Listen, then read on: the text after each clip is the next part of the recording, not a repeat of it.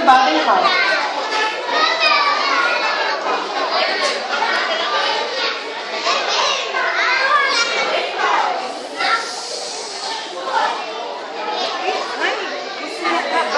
Para com isso, feio. Não gostei.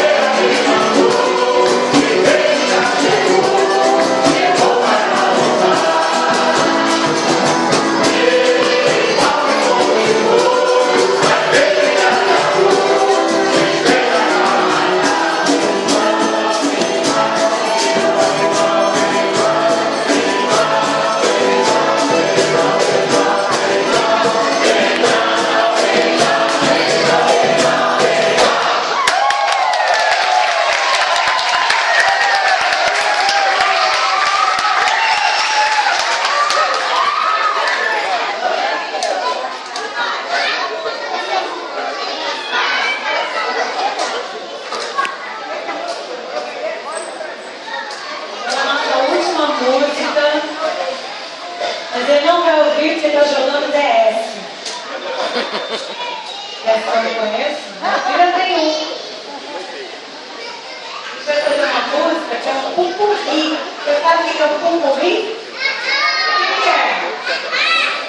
Sabe tudo, não?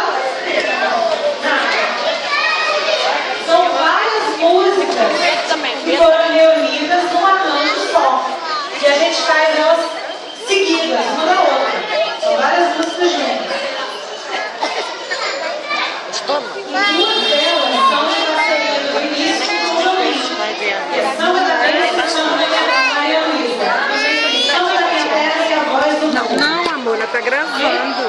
Não pode mexer. Muito obrigada. Uma grande, tá? Vai, pode passar.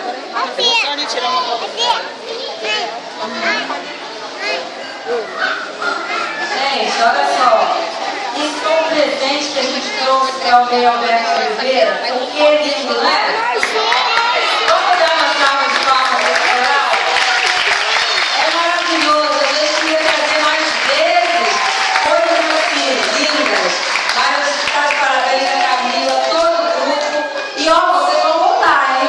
A gente já vai pedir para vocês voltarem.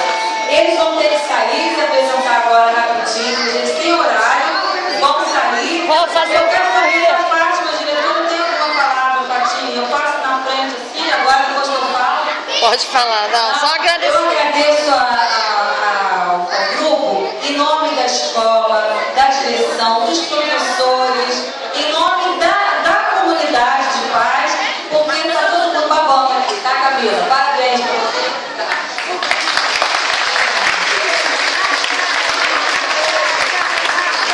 Salve, Sandra.